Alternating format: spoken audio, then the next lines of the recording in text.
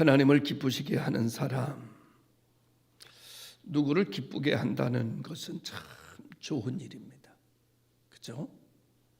누구를 슬프게 한다는 일, 누구를 고통스럽게 한다는 일은 참 나쁜 일입니다. 그러나 누구를 기쁘게 해준다는 것은 우리가 이 세상을 살면서 정말 추구해야 될 그런 가장 좋은 목표고, 또 가장 좋은 일 중에 아마 대표적인 일이 될 거라고 생각합니다. 근데 누군가를 기쁘게 하려고 하면 거기에는 내 수고가, 또 거기는 희생이 전제되는 삶을 이야기하고 있는 것이죠. 수고하지 않고 희생되지 않고 누구를 기쁘게 할 수는 절대 없습니다. 기쁨은 수고로 싹이 나는 거고, 희생을 통해서 자라나는, 그리고 꽃이 피고 열매가 맺어지는 거라고 생각합니다. 누군가를 기쁘게 하고 싶고 기꺼이 그 일을 위해서 하나님 미랄이 땅에 떨어져 썩어지기를 원한다면, 그것을 한마디로 정의한다면 아마도 그것은 사랑일 것입니다. 사랑이 아니고서는 누구를 기쁘게 하고 싶은 마음도, 그 기쁨을 위해서 수고하고 희생하고 싶은 생각도 들지 않을 것이기 때문입니다. 오늘 우리가 이곳에 모인 것은 다른 뜻을 가지고 모인 것이 아니라 하나님을 기쁘시게 하기 위해서입니다. 하나님을 기쁘시게 하기 위해서 오늘 우리는 수고가, 오늘 우리는 희생이 되는 것을 전혀 두려워하지 않습니다. 그 이유는 하나님을 사랑하기 때문이다라고 정의할 수가 있을 것입니다. 그래서 오늘 이 시간에 하나님 앞에 드려지는, 우리가 이 시간에 드려지는 예배의 행위는 하나님께 영광을 돌리는 것을 목적으로 삼고 있습니다. 하나님께 영광을 돌리는 것을 그 목적으로 하고, 그 가운데 영광을 받으시는 하나님께서 우리에게 베푸시는 은혜로 우리 또한 충만해짐으로써 상호 교통, 그가 내 안에 내가 그 안에 거하는 역사를 맛보게 되고, 예배는 그분과의 만남을 실현하는 그 기쁨으로 충만해지는 것을 예배라고 말씀을 드릴 수가 있죠. 그래서 이렇게 하나님을 사랑하고 섬기는 이유에 대해서 묻는다면, 그것은 먼저 그분이 우리를 그렇게 사랑하셨기 때문이고, 우리를 사랑하기 위하여 우리가 기쁘게 영생의 기쁨을 누리고 살아가게 하기 위하여 그분이 먼저 우리를 위하여 수고하고 하나님의 미랄이 땅에 떨어져 죽었기 때문에, 그로 인하여 싹이 나고 그로 인하여 영생의 열매가 맺어진 우리는 이 열매가 그분의 것, 그분의 시작으로부터 되어졌다는 것을 알기에, 오늘 우리는 이 시간에 이 기쁨으로 하나님을 기쁘시게 하고, 이 기쁨으로 하나님을 영화롭게 하고, 이 기쁨으로 하나님의 거룩한 뜻을 추앙하게 되는 그런 시간을 갖고자 하는 것입니다. 하나님이 먼저 우리를 위해서 기쁨의 산 제사가 된 것처럼, 오늘 우리들도 그분의 발자취를 따라 그분을 기쁘시게 하고 그분의 뜻을 이루는 일에 산 제사가 되기를 자원해서 오늘 이 시간에 모여서 주여 내가 여기 있나이다, 나를 써 주시옵소서. 통하여 하나님이 나를 쓸 때 기쁘고 하나님이 나를 써줄 때 감사가 넘치는 사람들을 일컬어 그리스도인이다, 이렇게 표명하게 되는 것이죠. 그래서 그리스도인들은 하나님의 백성이 되고, 하나님의 백성은 하나님을 높이어 예배하게 되고, 이런 관계가 형성이 되어 하나님의 기쁨이 되고 하나님은 우리의 기쁨이 되는 관계 속에서 유무상통하고, 하나님의 능력과 권능이 우리를 통해서 세상에 나타나게 될 때 사망의 권세, 음부의 권세, 이런 권세들은 일곱 길로 떠나가게 되고, 사망의 권세로 묶여졌던 모든 것들은 흉한 결박은 풀어지는 역사가 일어난다고 성경은 우리들에게 명령하고 있는 모습을 보게 됩니다. 그래서 우리가 하나님 앞에 예배하는 일은 정말 기쁜 일이고 즐거운 일이고, 어떠한 대가를 지불하고라서도 하고 싶은 일이고, 하고 싶은 일 중에서도 잘해보고 싶은 일이고, 드리는 일 중에서도 잘 드려보고 싶은, 정말 하나님 앞에 퍼펙트하게 정말 온전히 드려보고 싶은 그런 마음이 우리 속에 지배하고 있는 예배가 주일 예배다, 이렇게 말씀을 드릴 수가 있습니다. 그래서 하나님의 사랑으로 우리가 하나님과의 관계를 맺어졌는데, 그 관계는 아버지와 아들, 부자가의 관계, 아버지와 딸, 부녀가의 관계가 만들어져서 하나님과 우리의 촌수를 따진다면 1촌입니다. 그죠? 1촌. 그러니까 얼마나 가까운 사이냐, 그런 말이죠. 여러분, 관계 속에서 가장 귀한 관계가 어떤 관계인가 하면은 피의 관계입니다. 피. 그래서 이 피의 관계를 갖다가 혈맹 이럽니다. 혈맹. 여러분, 피로 맺어진 관계보다 더 귀한 관계가 딱 하나 있습니다. 그거는 부부의 관계입니다. 그거는 부부의 관계. 부부의 관계는 무촌입니다. 피의 관계는 1촌입니다. 그런데 생각해 보면, 어찌 보면 피의 관계가 더 진하고, 피의 관계는 끊을래 끊어지지가 않는 관계입니다. 부부의 관계는 맘먹기에 따라서 끊어지기도 하거든요. 그런데 피의 관계는 호적에서 지워도 그분의 자식이라는 것은 변함이 없고, 보지 않아도 그분의 딸이라는 것은 지워지는 것이 아닙니다. 내가 결정한다고 달라지는 게 아닙니다. 내가 판단한다고 변하는 것도 아닙니다. 피의 관계는 절대적 관계이기 때문에 내가 어떻게 결정하든지 아무 상관없습니다. 그 관계는 그대로 있는 거예요. 그대로. 내가 안 봐도 그대로고, 봐도 그대로고, 등 돌려도 그대로고, 등을 안 돌려도 그대로예요. 피의 관계는 그대로예요. 할렐루야. 하나님과의 관계는 그대로인 줄로 믿습니다. 그대로야. 내가 하나님 앞에 충성해도 그대로고, 내가 충성을 못해도 그대로고, 하나님과의 관계는 내가 어떻게 살아가느냐에 따라 달라지는 게 아니라, 하나님과의 내 관계는 피의 관계이기 때문에, 혈맹의 관계이기 때문에 그대로라는 사실을, 이것을 우리는 일컬어 하나님의 자녀되는 권세다, 이렇게 말합니다. 이것을 갖다가 우리는 말컬어 하나님의 자녀되는 권세뿐만 아니라 하나님의 능력이다, 이렇게 말씀하곤 합니다. 그래서 하나님과의 우리의 관계가 이렇게 어떤 결정에 따라서 바뀌어지는 관계로 만든 것이 아니라, 어떤 결정에도 변하지 않는 관계로 만드시기 위하여 그는 이 땅에 오셨고, 그는 십자가 위에 달리셨고, 그는 물과 피를 쏟아 주시었어. 그리고 그는 말씀하시기를 이 피를 마시는 자마다 목마르지 않을 것이고, 내 살을 먹는 자마다 배고픔이 없을 것이다. 내 피는 영생의 생수가 될 것이며, 내 몸은 너에게 영생의 떡이 될 것이다, 라고 말씀해 주시면서, 이 일을 한두 번만 기념해라, 그렇게 말씀하신 것이 아니라, 내가 오는 그날까지 영원히 기념할 일은 내가 너희의 음료요, 내가 너희의 양식이라는 사실은 내가 올 때까지 잊지 말아라, 그런 말씀을 하신 것이죠. 여러분, 하나님과의 우리의 관계, 예수와 나와의 관계는요, 내가 결정한다고 달라지는 게 아니에요. 그대로예요. 그대로. 혈맹이라는 거예요. 할렐루야. 그래서 그의 피로 내 죄를 씻었고, 그의 피로 내 불신을 씻었고, 그의 피로 나를 새롭게 하는 역사가 일어난 것을 나는 믿습니다. 할렐루야. 그렇기 때문에 오늘 우리들은 그의 피로 새로워진 우리들은 누구를 기쁘게 하기 원하는가 하면 그분을 기쁘시게 하기를 원하는, 나를 이렇게 싹이 나게 한 분, 나를 이렇게 천국을 향해 자라나게 한 분, 그리고 영생을 맛보며 이 길을 걸어가게 한 분을 우리는 추앙하게 되고, 그분을 믿고 그분을 섬기는 사람들로 살아가게 된 것입니다. 그러니 그 어떠한 일이 있어도 우리 이렇게 노래를 부르죠. 존귀 영광 모든 권세 주님 홀로 받으소서, 멸시천대 십자가는 제가 지고 가겠습니다.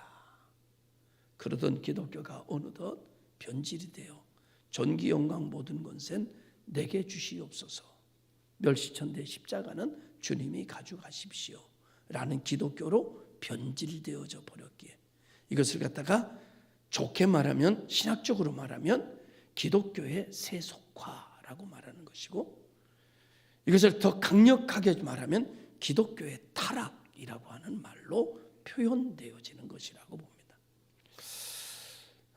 오늘 우리가 하나님의 은혜 받은 자는 존귀 영광 모든 권세 내가 받겠습니다 라는 말을 할 수가 없지요. 은혜 받은 자는 은혜 베푼 자를 위하여 살아가는도록 만들어진 존재가 인간입니다. 그래서 하나님께 영광을 돌리며 살 수밖에 없고, 그것 자체가 우리의 기쁨이고 그것 자체가 우리의 감격이 되도록 지음받아 살고 있는 것이 저와 여러분들이라고 봅니다. 자, 이제 우리가 이와 같은 전제를 가지고, 이와 같은 이루어진 일을 가지고 우리가 하나님을 기쁘시게 하며 그분을 영화롭게 하며 살아가기 위해서는 첫 번째로 그분에 대한 지식이 풍부해야 됩니다. 그분에 대한 지식이 풍부하기 위해서 우리는 하나님께서 우리에게 주신 성경 66권이 있습니다. 그분에 대한 지식을 풍부하게 하기 위하여 그분의 삶을 자세하게 기록해서 우리들에게 남겨주셨습니다. 그분에 대해서 모르는 것이 아니라 그분에 대해서 알게 하기 위하여, 내게 은혜 베푸신 분이 어떤 분인지 알게 하기 위해서 하나님은 성경이라고 하는 책을 우리에게 주셨습니다. 근데 우리는 그분을 사랑한다고 하면서도, 그분에 대해서 알고 싶다고 하면서도, 그분에 대한 지식을 얻고 싶다고 하면서도 그분에 대해서 알려주고 있는 성경을 우리는 읽기를 잘하지 않습니다. 오늘 우리 교육자 회를 하면서 이런 말을 했습니다. 교육자들이 기도하는 시간을 잃어버리면 안 됩니다. 교육자들이 하나님의 말씀을 묵상하고 하나님의 말씀을 깊이 자기의 것으로 삼는 일을 멈추면 안 됩니다. 설교를 준비하기 위한 성경을 보기만 하는 이들이 되지 않아야 됩니다 라는 이야기를 했습니다. 사랑하는 성도 여러분, 우리는 나에게 은혜를 베푸신, 나를 살려주신, 내 죄를 흰눈보다 더 희게 깨끗게 해주신 그분이 어떤 분인지 우리는 많이 알면 알수록 그분을 더 사랑하게 되고 그분을 더 섬기게 되고 그분으로 더 충만하게 되면 우리 눈이 그분의 능력으로 열리고 우리 귀가 그분의 능력으로 열리고 우리의 상상이 그분의 능력으로 상상되고 그분의 능력으로 우리의 마음가짐이 채워지게 되면 보지 않는 것을 보게 되고, 그래서 히브리서 11장 1절에는 믿음은 바라는 것들의 실상이며 보지 못하는 것들의 증거라고 기록하고 있는 모습을 보게 됩니다. 왜 성경을 봐야 되느냐? 왜 그분에 대해서 우리가 알아야 되느냐? 그분이 우리에게 베푸신 은혜는 예를 들면 이만큼인데 우리가 알고 있는 건 요만큼밖에 없기 때문입니다. 그래서 성경으로 들어가 그분의 일생을, 그분의 삶을, 왜 이분이 이렇게 살아야 했는지를 알게 될 때 우리는 그분에게 빠질 수밖에 없고, 그를 위하여 하나님의 미랄이 되기를 자초하는 삶으로 살아가게 될 때 그의 나라와 그의 의가 우리의 삶 속에서 열려지게 되고 펼쳐지게 되고 지경이 넓어지고 열방이 새로워지는 역사가 일어나게 되는 줄로 믿으시기를 주의 이름으로 축원합니다. 그래서 그분에 대한 지식이 풍부해야 돼. 그분에 대한 지식이, 하나님에 대한, 우리가 예수 그리스도에 대한 관계성을 정말 깊이 하려면, 정말 그분을 사랑하려면, 그분을 영화롭게 하려면, 그분을 더 기쁘게 하고 싶으면 그분에 대해서 알아야 된다. 할렐루야. 그래서 지식의 충족. 그래서 성경을 어떤 분은 백독했다, 어떤 분은 천독했다, 이제 그렇게 얘기하는 분들도 있는데, 여러분 오늘 우리가 성경 속으로 들어가라. 그리고 말씀 안에 있는 그분을 만나라. 그러면 당신은 놀라운 일을 이루는 사람들이 될 것이다. 두 번째로는 그분을 기쁘시게 하기 위해서 어떤 것인 그분에 대한 감정이 있어야 됩니다. 그분에 대한 감정. 여러분 반드시 관계는 지식만 뿐만 아니라 마음이 움직여야 관계성이 제대로 되는 거죠. 마음이 없는 지식은 공허합니다. 그러나 마음이 겸한 지식은 능력이 있습니다. 그래서 오늘 우리가 살아가는데 내가 믿는 예수 그리스도, 나를 이렇게 만들어주신 그리스도에 대한 여러분의 감정이 있어야 됩니다. 고마운 감정, 감사한 감정, 몸둘 바를 모르는 감정. 그래서 이 감정을 찬송을 이렇게 표현합니다. 웬 말인가 나리하여 주돌아 가셨나. 그 은혜 잊지 못해 이 몸밖에 드릴 것 없어 주여 이 몸 바칩니다. 그렇게 찬송합니다. 하나님에 대한, 하나님과 나와에 대한 감정 교류가 없으면 죽은 겁니다. 하나님과의 나와의 관계 속에서 감정 교류가 살아나기를 주님의 이름으로 축원합니다. 이 사순절 기간에 주께서 나를 위하여, 하나님께서 나를 위하여 어떤 일을 행하셨는지를 보고 그것을 믿고 그분에 대한 감정이 다시 살아나서 그분과 나와의 감정이 교류되면서 교제가 이루어지는 역사가 일어나야 살아있는 신앙이다, 이렇게 표현할 수가 있을 거라고 믿습니다. 세 번째로는 관계성에 있어서는 반드시 뭐가 있어야 되는가 하면 그분을 향한, 나에게 은혜 베푼 분을 향하여 내가 무엇인가 하는 의지적 결단이 있어야 됩니다. 여러분을 위한 그 주님, 우리 하나님을 위하여 여러분의 의지적 결단이 동반되지 않으면 여러분 속에 일어나는 감정은 공허한 겁니다. 무의미한 겁니다. 여러분의 머릿속에 있는 하나님에 대한 그 은혜에 대한 지식이, 하나님과의 관계 속에서 이루어지는 감정의 교류가 여러분의 의지적 결단을 통해서 여러분의 삶을 바꿔가지 못한다면, 여러분의 행위를 바꿔가지 못한다면, 여러분의 습관을 바꿔가지 못한다면 그 모든 일들은 아무짝에 필요 없는 일들이 되어버려요. 그냥 공허한 것이 되어버리고 마는 겁니다. 우리는 이 의지적 결단을 통해서 만들어가는 삶을 사자성어로 말한다면 신앙생활이라고 말합니다. 이것을 우리는 신앙생활, 이것을 다른 말로 하면 신앙운동이라고 말합니다. 다시 말하면 하나님의 말씀은 살아있고 운동력 있다고 말하는 것처럼, 운동력, 거기서 동자는 동력 동자가 아니고 움직일 동자입니다. 이와 같은 감정이 나를 움직여서 삶을 바꾸고, 이와 같은 지식이 나를 움직여서 환경을 바꾸고, 이와 같은 의지가 나를 움직여서 하나님의 나라를 만들어가는 것을 그리스도인들의 신앙운동이다 이렇게 말하고, 그리스도인들의 신앙활동이다 이렇게 말합니다. 거기서 동자도 움직일 동자입니다. 신앙은 움직이는 겁니다. 움직인다라고 하는 말은 다른 말로 말하면 살아있다는 말입니다. 움직이는 것은 살아있는 겁니다. 죽은 것은 절대 움직이지 않죠. 살아있다. 저는 오늘 우리 교회가 띠전도를 시작하면서 살아있다, 움직인다, 우리가 드디어 기지개를 펴고 드디어 움직이기 시작했다 라고 하는 것은 참 중요한 일이 아닐 수가 없습니다.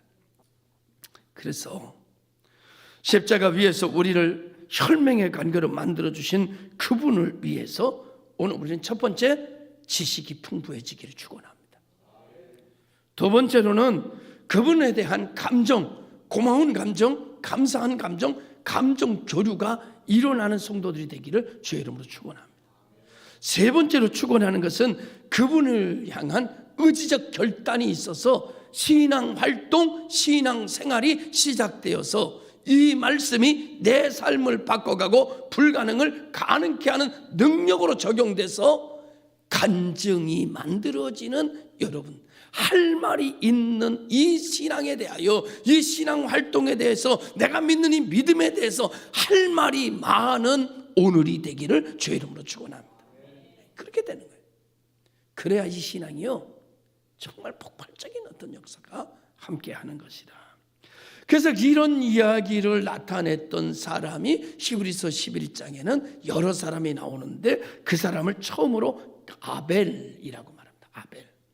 아벨은 어떤 사람가 하면 가인보다 더 나은 제사를 드린 사람이다. 다시 말하면 하나님 앞에 맡겨진 하나님에 대한 지식, 제사에 대한 지식, 예배에 대한 지식, 제단에 대한 지식이 가득 차 있는 사람이에요. 하나님이 어떻게 제사를 드리기를 원하시는지를 다 알고 있는 사람이에요. 거기에 반해 가인은 자기 생각에 집중되어 있고 자기 판단에 집중되어 있고 자기 논리에 갇혀져 있는 사람이에요. 그래서 하나님 앞에 제사를 드리는데 하나님의 생각과 없이 자기 생각대로 예배를, 자기 생각대로 제사를 드린 사람이 가인이고, 하나님의 뜻에 맞춰서 움직였던 사람이 아벨인데 아벨의 제사는 하나님이 받으시고 가인의 제사는 하나님이 물리치셨다.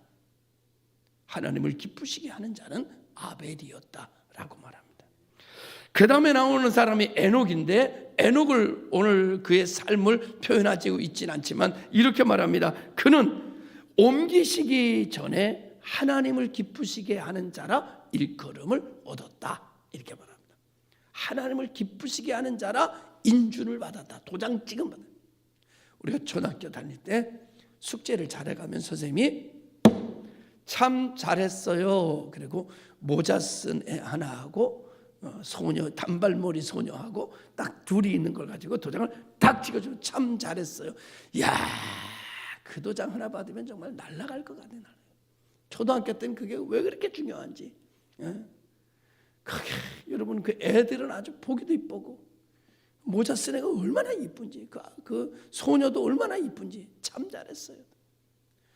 여러분은 참 잘했어요 얼마나 받았는지 모르겠어요. 제 얘기는 하지 않겠습니다. 참 잘했어요. 할렐루야. 하나님을 기쁘시게 하라 하는 자라는 인정을 받았다, 인준을 받았다, 도장을 받았다. 얼마나 하나님을 기쁘시게 했으면 하나님이 죽음의 공포 속에서 경험하지 않게 하고 그냥 하나님으로, 그냥 하나님의 나라로 그냥 데려가 버리시는 옮기심을 받는 역사가 일어나게 됐다. 그 다음에 노아를 얘기하는데, 이 노아는 성경이 이렇게 기록하고 있습니다. 보이지 않는 일에 경고하심을 받아 경외함으로 방주를 준비하여 그 집을 구원하였다. 이렇게 말합니다. 야, 보는 일이 아니에요. 보이지 않은 일에 경고를 받았어요. 이게 몇 년 후에 나타날 일인지 아세요? 100년 후에 나타날 일이에요. 그가 100년 전에 이 말씀을 들었으니, 경고를 받았으니까 100년 후에 나타날 일을 100년 전에 준비하라고 하나님이 하셨는데, 이 일을 듣고 보이지 않고 들리지 않고 상상도 안 되는데 하나님의 말씀에 순종해서 활동했다. 이게 말씀을 의지해요. 말씀을 의지하여 그물을 내렸더니 밤이 맞도록 한 마리도 안 잡힌 고기가 엄청나게 잡힌 것처럼, 말씀에 의지하여 100년 후에 이루어질 일을 일컬어 순종하여 준비했더니 그 집을 구원할 수 있는 사람이 됐다는 거예요. 야, 여러분. 그 다음에 누구를 얘기하는가 하면 아브라함을 얘기합니다. 아브라함은 뭐라고 표현하고 있는가 하면 부르심을 받았을 때 순종하여 장래의 유업을 받을 땅에 나아갔다. 그리고 하나님이 명령하실 때 그는 그의 아들 이삭을 제물로 드렸다. 이렇게 얘기를 해요. 그런데 그 이삭을 하나님 앞에 드릴 때에 성경은 이렇게 부연 설명하고 있습니다. 이렇게 말해요. 이삭을 죽은 자 가운데서 다시 살려주실 것을 믿고. 왜 이삭을 죽일 수 있었는가 하면 하나님이 다시 살리실 것을 믿고, 그 이유는 어딘가 하면은 너의 자손은 이삭을 통해서만 하늘의 별과 같은 후손을 만들 것이다. 하나님의 말씀에 약속이 있었기 때문에 그걸 믿고 죽일 수 있었다. 근데 죽였어요? 안 죽였어요? 안 죽였어요. 그리고 다시 이삭을 주었을 때 성경은 이렇게 말합니다. 죽은 자 가운데서 다시 받은 자가 되었다. 이미 아브라함의 마음속에는 이삭은 죽었고, 그리고 아브라함 마음속에 믿음대로 다시 사는 것처럼 이삭은 다시 살았다. 여러분, 이렇게 아브라함을 표현하고 있는 것을 보게 됩니다. 그리고 사라에 대해서 오늘 이야기하고 있는데 이렇게 말합니다. 믿음으로 잉태할 힘을 얻었다. 그가 자연적 잉태의 모든 것이 경수가 끊어졌음에도 불구하고 그가 믿음으로 잉태할 힘을 얻어서 이삭을 출생하였다. 이렇게 말합니다. 그 다음에 이삭을 얘기하는데 이삭에 대해서 이렇게 말합니다. 믿음으로 그는 재물되는 데에 고민하지 않았다. 그래서 아버지가 아버지 나무도 있고 불도 있고 다 있는데 재물은 어디 있어요?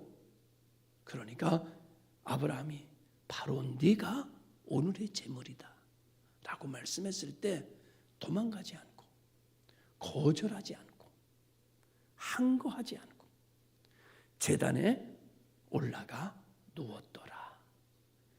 이것을 하나님이 보시면서 너무 하나님이 기쁘셨던 거예요. 나를 믿는데 어떻게 믿어요? 생명 걸고 믿어. 죽어도 살릴 수 있는 하나님으로 믿어. 여러분, 이 믿음은 그렇게 간단한 믿음이 아닙니다. 히브리서의 기자는 이 일을 들어 이야기하고 여러분 고백하는 뚝 떼어서 여러분 에서도 나오고 야곱도 나오고 기타 등등 나오지만 모세를 한 사람 더 얘기하면 모세는 이렇게 기록하고 있습니다. 바로의 공주의 아들이라 칭함을 거절하고 하나님의 백성과 함께 고난받기를 잠시 죄악과 낙을 누리는 것보다 좋아하고 그리스도를 위하여 받는 수모를 애굽의 모든 보화보다 더 큰 재물로 여겼으니 이는 상주심을 바라봅니다. 야, 바로의 공주라 칭함을 거절해. 모든 죄와 더불어 낙을 누리고 부귀영화를 거절해. 그리고 하나님의 백성과 고난받기를 좋아해. 이 모든 것을 거절할 수 있었던 것은 하나님을 바라보기 때문이다. 하나님을 바라보기 때문에. 오늘 우리가 아주 작은 것도 거절하지 못하고 넘어지는 이유는 하나님을 바라보지 않고 다른 것을 바라보기 때문이에요. 하나님을 바라보는 사람은 여러분 공주의 아들이라 칭함도 거절해. 하나님이 위대하시니까. 이와 같은 사실을 정리해서 보면 하나님을 기쁘시게 하는 사람은 하나님을 잘 믿어야 가능합니다. 하나님 믿어야 가능합니다. 1년에 나타난 오늘 이 히브리서에 기록한 사람들의 면면을 살펴보면 하나님에 대해서 철저하게 믿습니다. 할렐루야. 하나님에 대해서 어떻게 믿어? 철저하게 믿어. 하나님을 철저하게 믿어야만 하나님을 기쁘시게 할 수 있어. 두 번째, 오늘 이 면면의 사람들을 살펴보니까 이 사람들은 하나님을 절대적으로 믿을 뿐만 아니라 두 번째, 믿음으로 끝나는 것이 아니라 순종하는 사람들이에요. 순종이 제사보다 낫다. 순종하니까 지난주에 순종을 한 여인이 생각이 나네요. 순종. 여러분 순종하는 게 하나님을 기쁘시게 하는 사람은 순종하는 거예요. 순종. 할렐루야. 여러분 아무리 믿음이 좋다고 해도 순종이 뒤따라오지 않으면 그 믿음은 화상입니다. 아무런 능력을 나타낼 수가 없어요. 그런데 오늘 순종하는 마음으로 이삭을 드려라. 여러분, 이야, 어떻게 이삭을 드립니까? 여러분 생각해 보세요. 여러분 저는 만약에 우리 딸들이나 우리 손주를 갖다가 드려라 그러면 지금 나는 그 믿음 안 돼. 그 믿음 안 되니까 말씀도 안 하시지만 그 믿음 안 되니까 말씀도 안 하셔요. 그런데 그 믿음 안 돼요. 그 믿음. 난 목사지만 솔직하게 그 믿음 안 됩니다, 여러분. 그런데 갖다가 놓고 칼을 들어 잡으려고 하잖아요. 그러잖아요. 너무나 부러워요. 이 믿음. 할렐루야. 절대적 믿음에 절대적 순종이 뒤따라오니까 이들이 하나님을 기쁘시게 하고 하나님의 뜻이 이루어지게 하며 그 하나님의 그 능력과 그 모든 축복이 그들의 것으로 다가오는 복의 대명사가 되는, 할렐루야, 정말 위대한 땅에 사는 자가 하늘의 별처럼 빛나는 여러분 경력을 갖게 되는 이 놀라운 역사를 우리들에게 보여주고 있습니다. 순종이라는 말과 같은 말이지만 하나를 더 얘기하면 하나님의 말씀을 믿고 그 말씀대로 운동을 시작하는 사람, 하나님이 들으심을 믿고 기도 운동을 시작하는 사람, 전도 운동을 시작하는 사람, 다시 말하면 하나님의 말씀에 의하여 나를 움직이는 사람에게 복이 있나니 저희는 하나님의 아들이라 일컬음을 받을 것이요 뿐만 아니라 하늘과 땅의 권세를 경험하게 되고 체험하게 되는 사람들이 되어질 줄로 믿습니다. 하나님을 기쁘시게 하는 사람이 되고 싶습니다. 그러기 위해서는 하나님에 대한 지식이 많아져야 돼요. 그러기 위해서는 하나님과의 감정 교류가 살아나야 돼요. 그러기 위해서는 의지적 결단과 활동이 시작되어져야지만 된다는 사실, 그것이 믿음으로 작용하고 그리고 그것이 순종으로 작용할 때 우리는 하늘과 땅을 지으신 하나님을 만나게 되는, 그리고 체험하게 되는 축복의 사람으로 다시 세워진다는 사실을 믿으시기를 주의 이름으로 축원합니다. 기도하겠습니다. 참 좋으신